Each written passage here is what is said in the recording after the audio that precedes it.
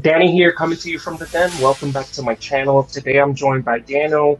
Dan, man, we're going to go ahead and talk about episode one of Loki, the new Disney Plus series. So we're going to give our impressions, talk a little bit about Easter eggs that we picked up on, and kind of take it from there.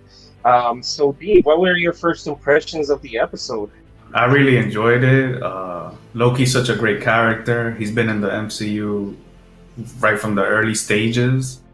It's cool that he's getting his own story. It had this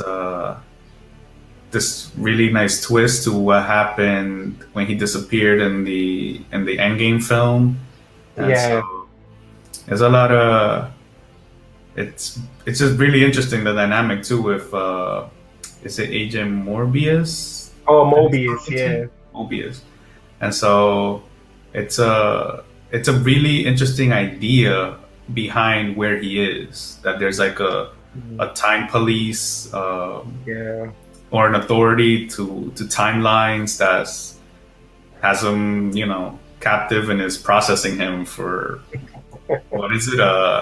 Restarting or something or rebooting Yeah. him. So they're trying to reboot Yeah.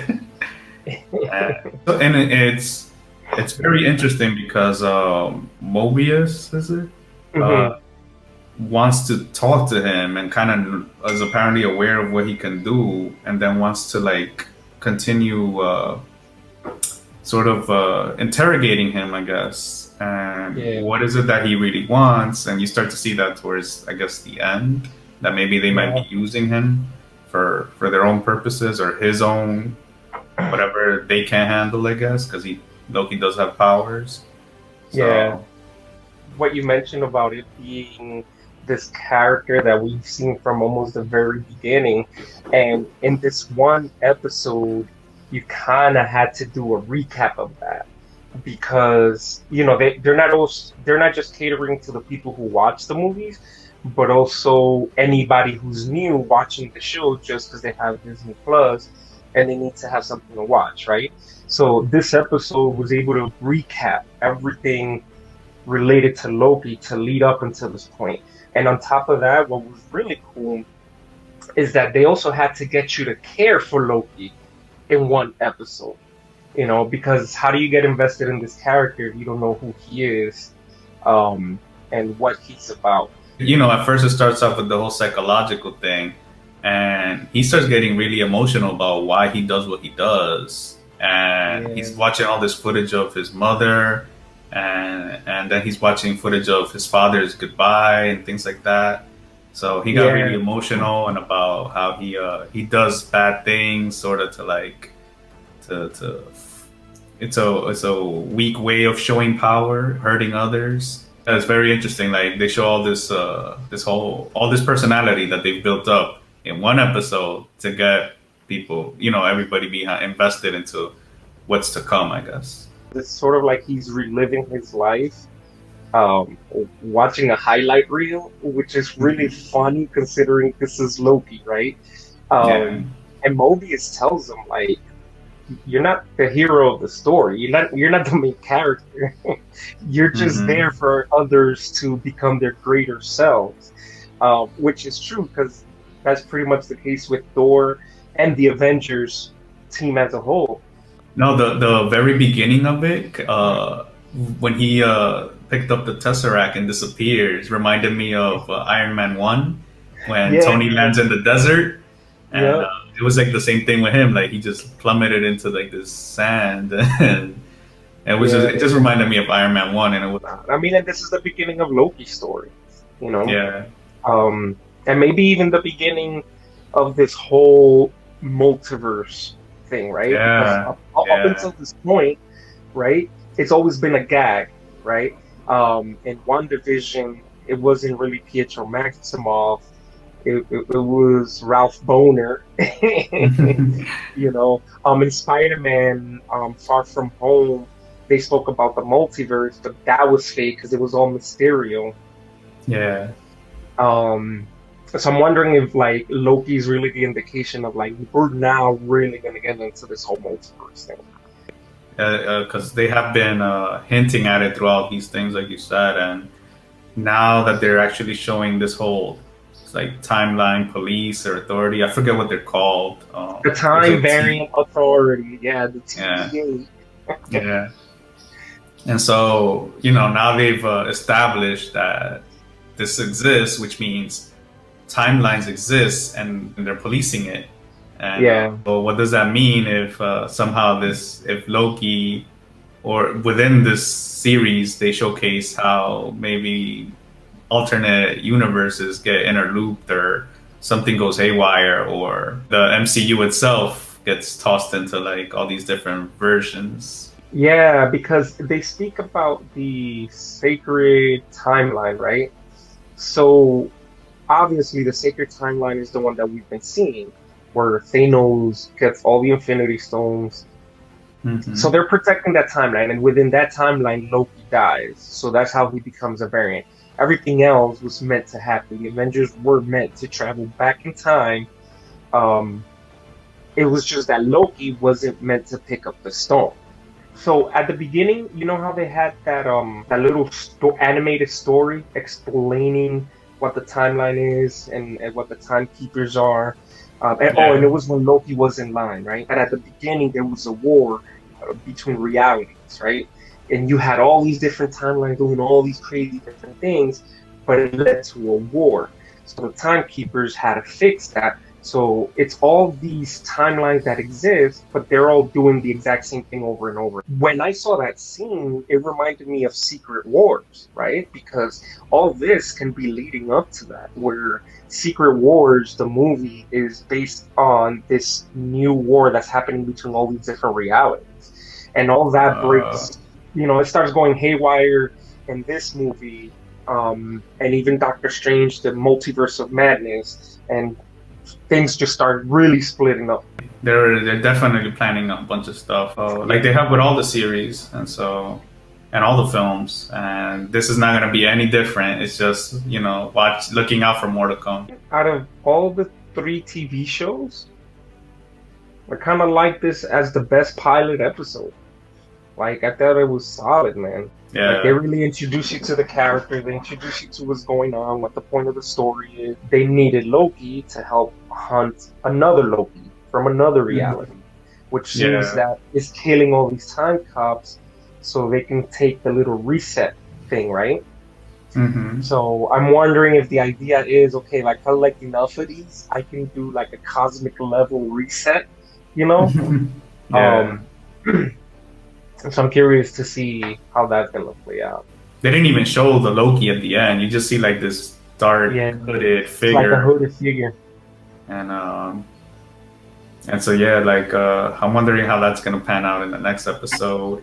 I'm also curious how Loki will, now that he's seen his death, and what was, Mm. and from a different timeline, how that ended up. Like if he's going to somehow try to change that, if he can change that. I mean, he's gonna have to try, right? It wouldn't be Loki. He wouldn't be Loki if he didn't try. Because the thing is, he realized it. Like when he was in that room with evidence card, right? And he Yeah. opens the drawer and he sees all these Infinity Stones. Like that put things in perspective. Like he thought the Infinity Stones were this ultimate power that he wanted to reach to, which is why he kept on going after the Tesseract. But then he realized like all that is insignificant.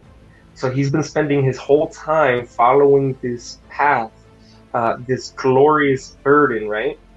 Or Hmm. purpose, right? That was his thing. He is burdened with glorious purpose. He realized Yeah. that it was not that glorious, you know? It's just a bunch of rocks in a drawer. He used as paperweights. Yeah. I'm like, oh man, this poor guy. And it's crazy because you mentioned how now he knows about his death and he saw his death, but his reaction to it, man, like he went from seeing his mother dying, his father dying, all of a sudden seeing himself die, killed by Mhm. Thanos, and he was pissed. So I can imagine that was the point where he realized, like, nope, I gotta change all this. Like this can't go on happening. Yeah. So he has to have his own agenda. It's great to see Loki as a good guy, not as a good guy, but doing good things, and redeeming himself. But at the end of the day, he's the God of Mischief, and he needs to have a plan. I'm glad you mentioned that he is the God of Mischief because we get that great scene where he's on the airplane with a bomb, and he was very like he had this mischievous, Yeah, confident attitude about why he was there and all of that stuff. So it was a really funny scene to me, like what he was trying to pull yeah, off. yeah. I love that he played D.B. Cooper. I thought that was hilarious. I was like, oh, he's the one who started the legend of D.B. Cooper. But what I love most about it is that he's like he still doesn't want to take responsibility for it. He's like, oh, I lost a bet to Thor, and it's like, yeah, we're talking about that irresponsible Thor that wanted to go to war. And That as was much as we're talking about Loki, the other great thing has been Owen Wilson. Has been he brings like this sort he brings a little bit of his attitude into it, like how his comedy is, because yeah, he has a he very takes subtle comedy. yeah, and he I don't know, he always seems to like over talk a little bit, like he says like these little things before he goes, which just makes him really funny to me. And like when he was talking to the judge about, you know, like let me talk to him and stuff. He's like, "You're doing a Yeah, great job, by the way," kind of thing. Like, yeah. and like he always has to have like these little quirky comments. What are you looking forward to in the next episodes of Loki? I thought it was a great introduction to what happened. In usual Loki style, at some point he's gonna learn about something that he can use to his advantage for his own purposes, and Yeah, that's what I think he will do at some point, like he tends to do. yeah. And but the one thing that I'm really curious about is there was a mention of how much that time moves differently where they are. So I Hmm. wonder how much time is passing or not passing, Yeah, and where he'll end up if he ever makes it somehow back into some timeline.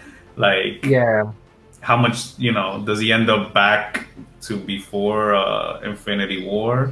Does he go back to Endgame? Like, yeah. and how much time passed? Like, was he gone for like 2 seconds, and we've seen an Hmm. entire series in that moment? And you Yeah. know, things like that. I'm just curious how they'll handle like where the story will go.